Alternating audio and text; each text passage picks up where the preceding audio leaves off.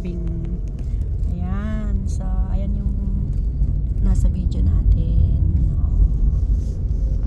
So, ito yung daan. Papasok doon.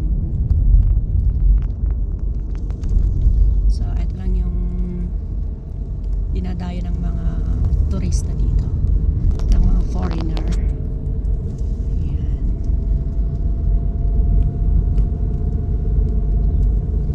Napakaganda.